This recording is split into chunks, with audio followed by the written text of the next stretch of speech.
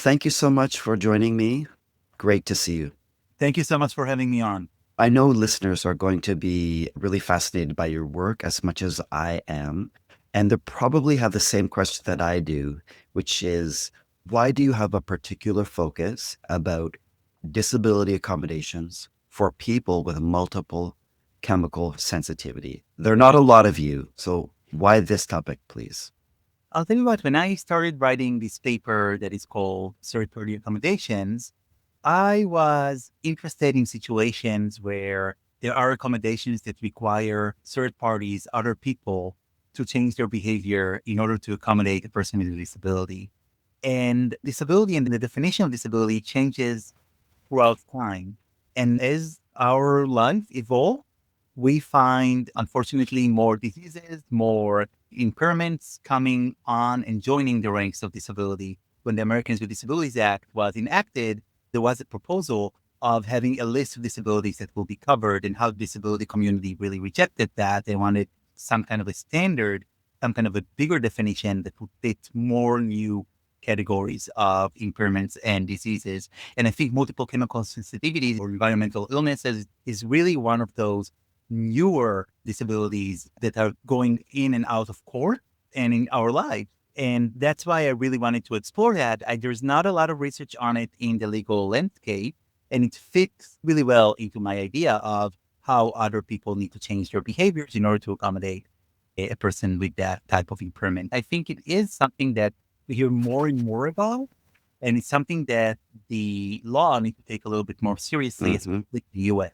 We hear more and more about because more people are developing multiple chemical sensitivity. And it sounds like the law needs to catch up. Exactly. Like, I think that happens with a lot of areas of law. If you think about law and technology, it's another area where the law always rushes and tries to catch up with the new technologies. The law needs to catch up with new impairments that are showing up.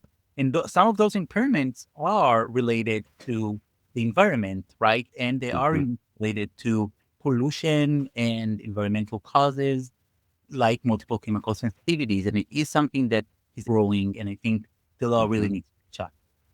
And we're talking about a United States context, right? So in the United States, there is this concept of reasonable accommodation. Do you want to walk us through reasonable accommodation and then talk about why that's not sufficient, what's not working when it comes to folks with MCS asking for accommodation? So I think most people might wonder whether MCS is actual a disability under the ADA. And that has been a question historically that was contentious. In the past, there used to be a big issue about what is considered a disability under the ADA. And a lot of courts actually interpreted disability under the law to be very limited. But actually, that's not a big issue nowadays with MCS. Most cases do recognize that as a disability. I think where the barrier stands is exactly where you pointed out this idea about reasonable accommodations with people who actually have MCS. And reasonable accommodation is a very open category of all kinds of adjustment that could be a physical adjustment, like an ergonomic chair, or it can be a modification to a policy, like allowing a person with chronic illness to come later to work, a modified schedule. That could be an accommodation. It's a very open type of category where we have modifications or physical accommodation to the workplace or to other areas of life. So the reasonable accommodation mandate could also apply to places of public accommodation, which are the places that are generally open to the public, like movie theaters, restaurants, etc. It also applied to the housing context. So people who have certain issues in the place of their dwelling, where they live, they also have a reasonable accommodation mandate that's not under the ADA, but it's under a different law.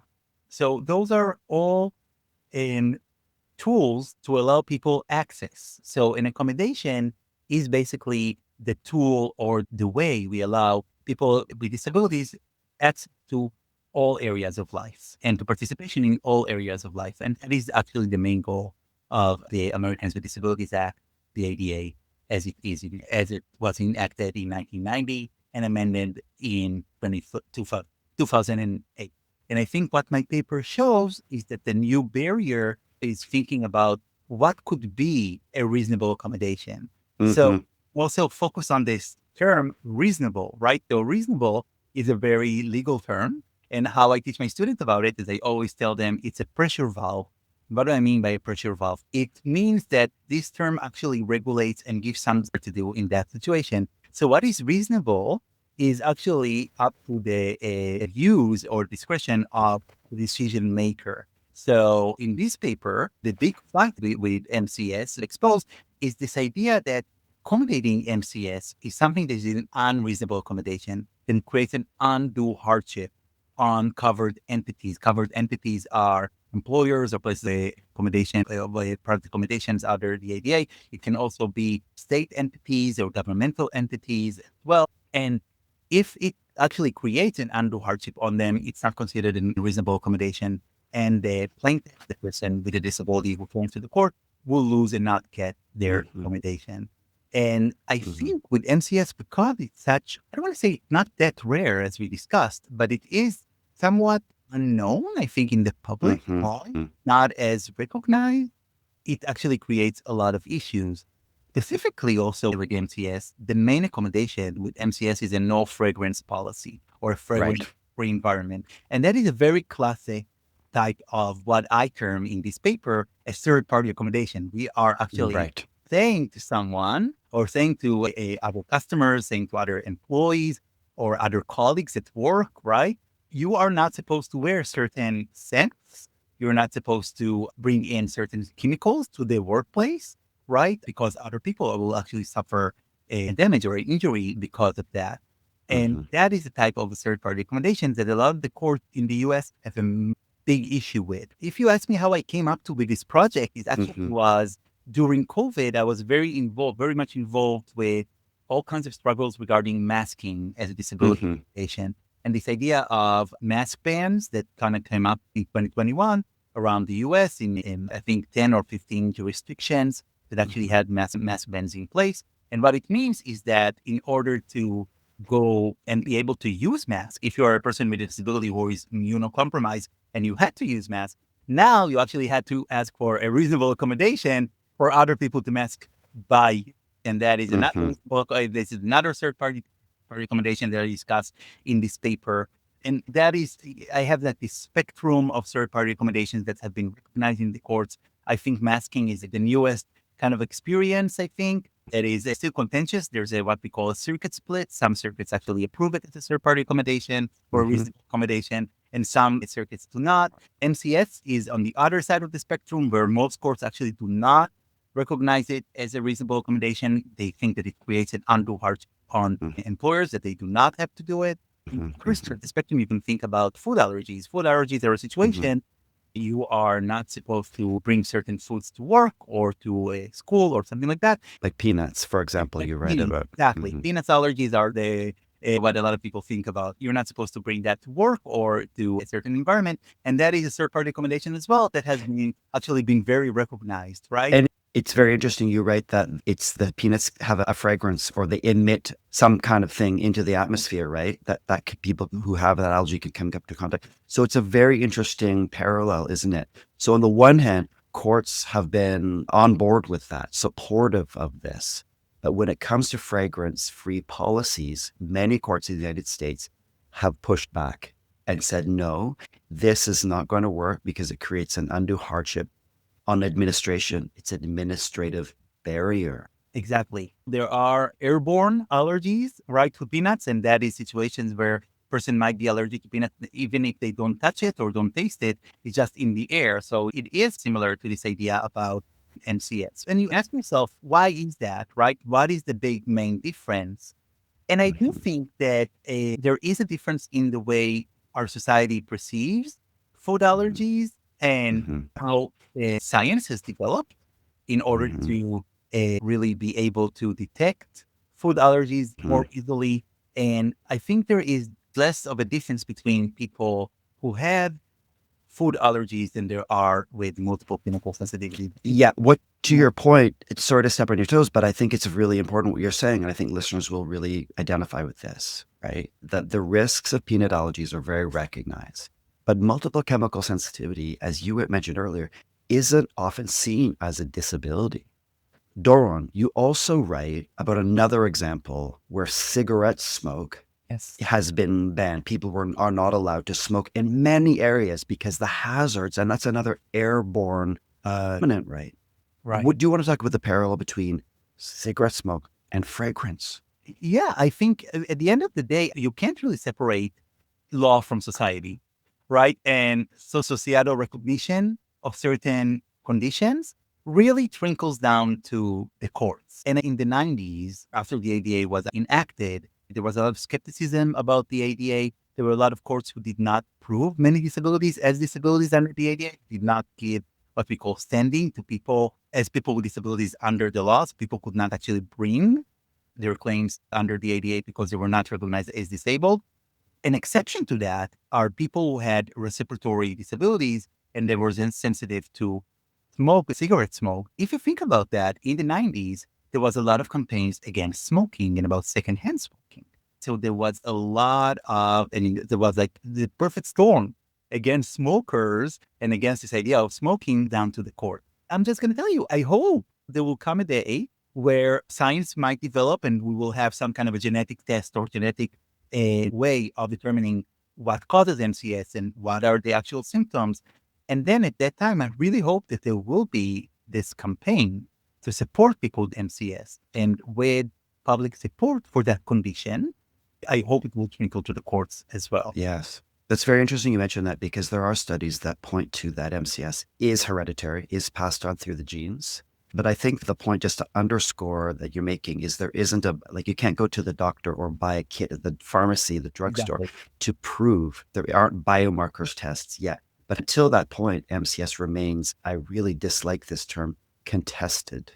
Yeah. Or contentious. It's a contentious disease, right? Fibromyalgia or other type of conditions, right? That are contentious or unrecognized, not seen as real to people. And a lot Mhm. in front of my research really deals with this idea of skepticism and disability, but I Yeah. call fear of the disability con, this idea that people are con men, they con the system to get a special advantage, quote unquote, ruin Yeah. accommodation to get ahead. And I do think that a lot of people would think of MCS as something like that.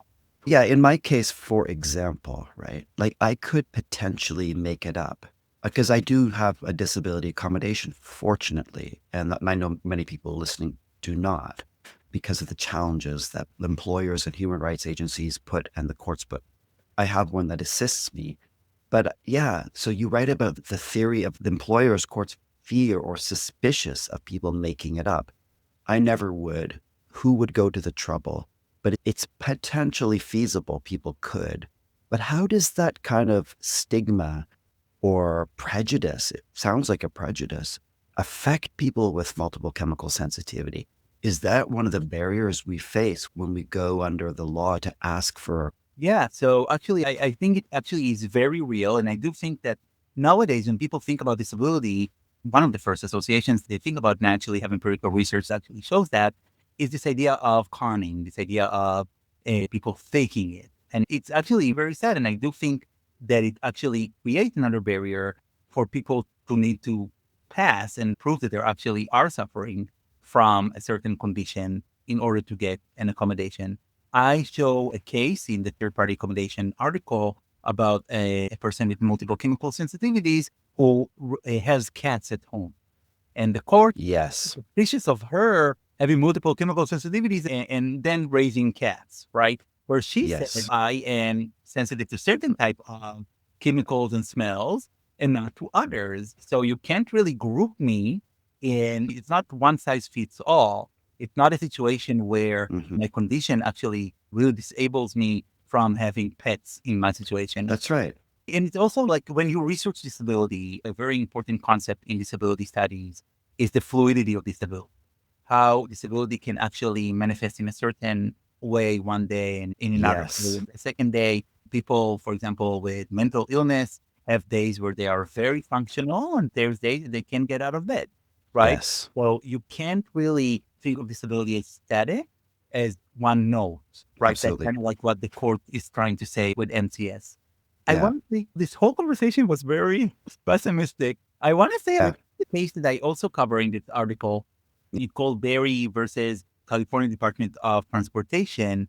And in that case, a person who had MCS actually won the Mhm. case. He was accommodated by his former boss. And when his boss moved on to another role and he had a new boss, he was actually not accommodated and he had all kinds of harassment. It's a very sad story.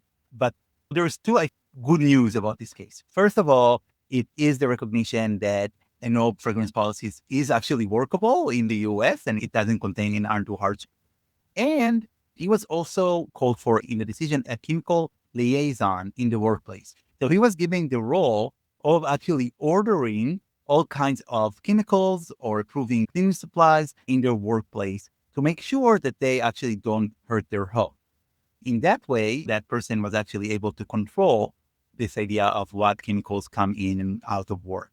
I will say that's an idea to accommodate a person with multiple chemical sensitivities that might actually work for employers because then they give the employee the responsibility on this issue. But I will say there are some problems with giving the employee more responsibilities about what should be ordered. But I do think that is an interesting idea that I got from that case. It's interesting because we hold the knowledge. But just as an aside, fragrance-free policies at my place of work, I'm an educator, I work at a university, they don't have an official fragrance-free policy. But is it the case that a lot of institutions or employers have advisories or friendly requests? Be mindful of fragrances, right? Because it's difficult to take the next step. It's true. And that is where the tension comes in, right? How can you create a fragrance free or no fragrance policy that is not an undue hardship, right? And I think what's going on in the courts a lot of the times is that they manipulate or misunderstand the request from employees about what should be a fragrance free policy. I want to believe in it. And from the cases that I read, that's the case. A lot of employees or workers don't really want a complete no fragrance policy. They want a situation where certain fragrances, certain smells, certain chemicals are not allowed, the ones that they are sensitive to. And in that situation, it's something that is much more workable. They also want more education to other colleagues to make them understand what MCS is and what is at stake in those type of situations. And it's not a complete universal no fragrance policy that is, I agree, unworkable in many situations.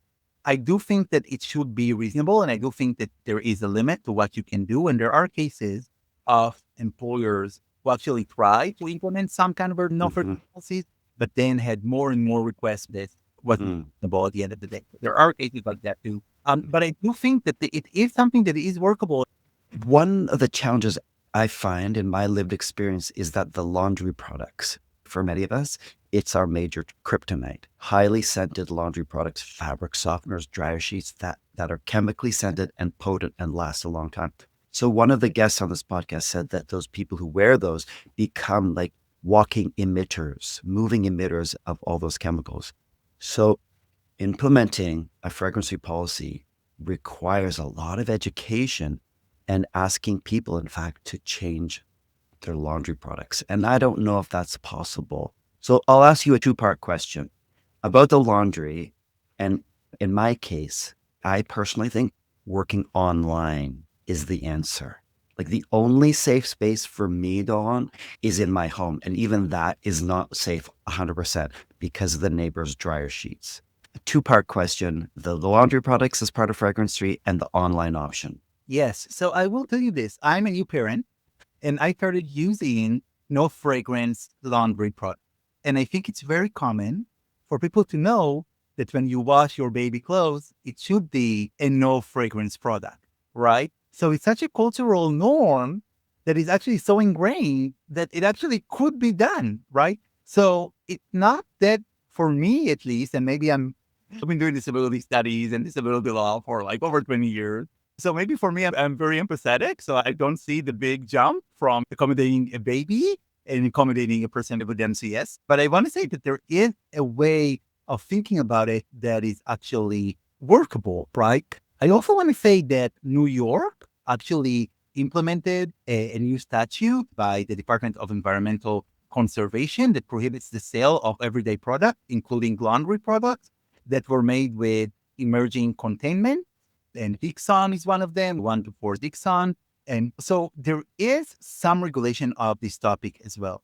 But I agree with you that the laundry issue is a big topic and that it might be seen as too much of an infringement on people's freedom of going into their home and deciding for them what kind of a product they should use. So maybe the answer here will be the regulation more generally. About work from home as an accommodation. So that is a topic that has been talked a lot about since the pandemic. And I think work from home is a solution for a lot of people.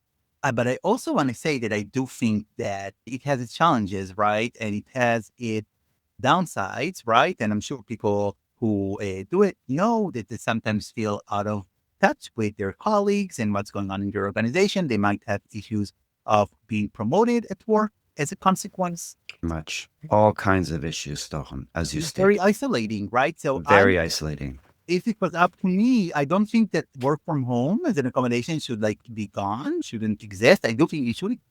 But I hope that we live in a society and in a world where it's an option, but it's not the only option for you. And that you can actually work and juggle work in the office and working from home and find your balance. What will it take? More countries or global bodies such as the World Health Organization to officially recognize multiple chemical sensitivity, chemical intolerance, toxic-induced loss of tolerance, environmental illness as physiological illnesses, as in the body, rooted in the body.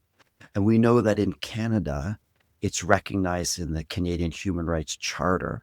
So does that kind of recognition at that high level give the courts some authority to provide accommodations, reasonable accommodations that we feel we're justifiably asking for, not unreasonably asking for? I will be very honest, and I will say that, in my opinion, the answer is it's less convincing to American courts what's going on in the international law world. We are under an administration that doesn't even like the World Health Organization very much. I do think that the US system, and it is, again, a lot of culture, right? So I'm a law professor and I talk to you a lot about cases and statute, but I also talk, if you notice, I talk to you a lot about society and culture because I think it's part of it. And I do think there needs to be a cultural change within American society that maybe does not come from the outside. Something like what happened with the smokers, or something what happened with parents to children with allergies. And I do think that this idea about food allergies actually was very associated with children. And I think that was very helpful because children are perceived as very deserving in our world, right?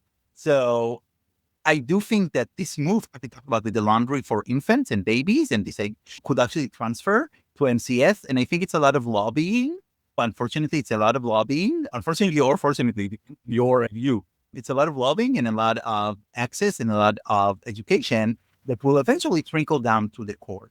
But I want to also say, I think I do have a role as a legal scholar, just pointing out those discrepancies between certain conditions that are what I call third-party accommodations that require other people to change their behavior that were permissible to ones that are not permissible. And in this paper, what I also do is I give courts some kind of guidance on how to decide what is reasonable and what is unreasonable type of a third-party accommodations.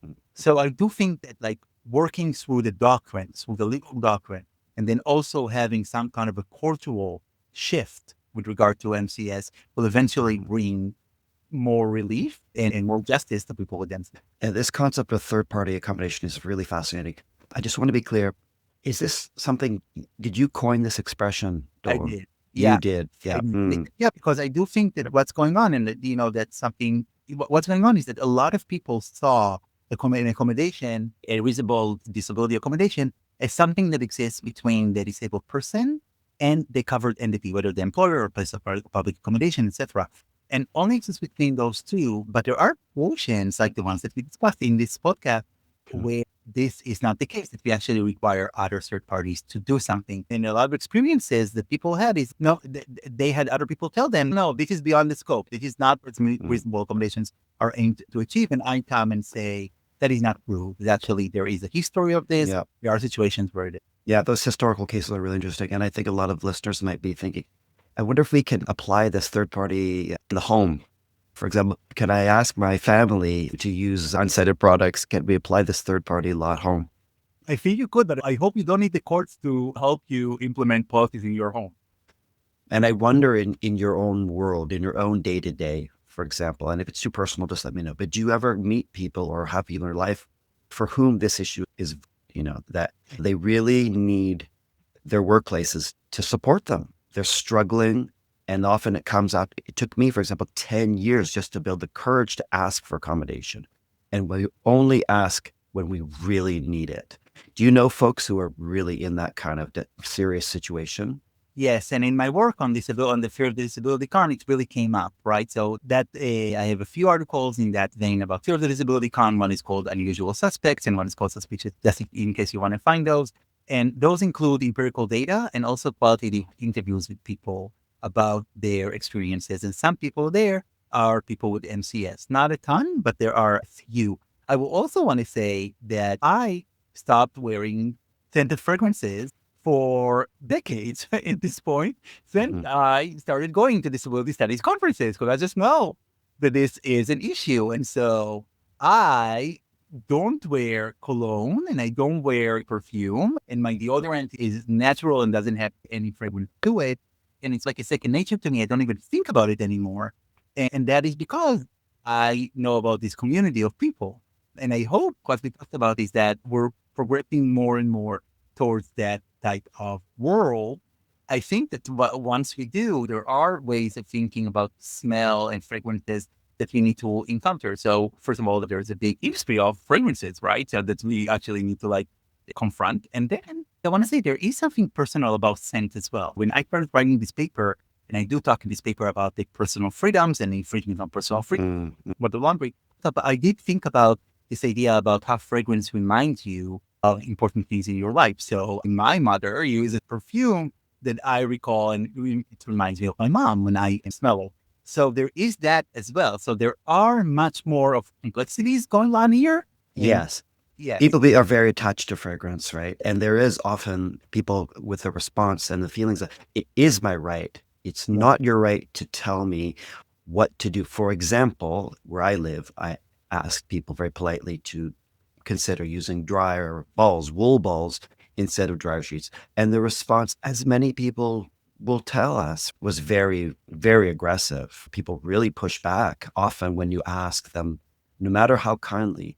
So what is that's rooted in, is that a cultural phenomenon? Yes. That I have the right to do what I want from somebody, even though it impacts others? I think in the US, even more than in other cultures, it's a very independent type of culture, very interdependent. And I think people are very sensitive, especially today. I think they get a lot of push towards other people not intervening in their life too much. Yeah. And maybe they see it as a very intimate issue. But at the end of the day, I don't think I want to assume that at the end of the day, the laundry issue is not exactly like the certain perfume that your mothers wear, right? It's a little bit, there is a difference there. And we're not requiring people to get rid of all the perfumes ever in all circumstances, right? It's reasonable accommodation at the end of the day. So we're not outlawing fragrances, right? We're just saying that when you come to the workplace, you should be aware of the situation, and if a specific chemical, specific fragrance causes harm to somebody else, you should not roll. Well, I think it's a very delicate balance. This idea, I think people who object to multiple chemical sensitivities would like to show us that this is a very universal, very over-the-top type of a request, where in reality, I think the request is more contained and actually be reasonable. Can you talk a little bit about this concept of interdependence when it comes to fragrance, please? Sure. So interdependence is an important concept in disability studies that recognizes mutual dependency. It recognizes that there is no one, disabled or non-disabled, who doesn't need other people when in their everyday life. So you can think about people who are parenting. You can think about people who might take care of actually other people, so caregivers themselves. All of them actually are dependent on other people in some way in their everyday life. And once you recognize that and you recognize this universal need for support and assistance, that is very helpful in understanding why we are pushing towards disability justice and recognition of disability rights, etc. And I think it's a way of, again, harnessing people's opinions and people's support for disability policies when they themselves are not disabled and they might not even know a person who is a disabled or has specific disability. When I think of interdependence as an ecological concept, right? The toxic laundry products that people use go into the drinking water, and the fish are drinking them, and the whales are drinking them. The pesticide that the companies spray, the birds eat it, and so there's a trickle down effect, right? That makes me think of interdependence. But Dawn, last question, please. Are there any parts of the world, any countries where the courts are more proactive and more supportive of the people of MCS in terms of these kinds of cases? I'll be honest with you, I don't do a kind of research that is international. I can tell you that I think the Canadian experience is something that is more recognizing, at least on the books, at least in statute, at least in their charter. They're more cognizant of this idea of a MCS. And was an American scholar, that is a helpful example for me because it's another North American country that supposedly is not that different than the US. And when you say something is an unworkable policy in the US and you go and you talk about and you see those policies being workable across the border, then I think it's a convincing evidence, right? I talk a lot about in this paper, I talk a lot about situations where teachers wanted to be accommodated in schools and courts were like, there's no way you can be accommodated in school before coming and going. And yet in Canada, there are universities, there are schools where there's no fragrance policies and actually works. I'm going to share a link to your paper on third-party accommodations with listeners. And I'm really grateful to you for taking the time. And I really think that you do have a lot of empathy for people with MCS. And it's really moving to see that and to speak with you. So thank you so much, Doron. Thank you so much.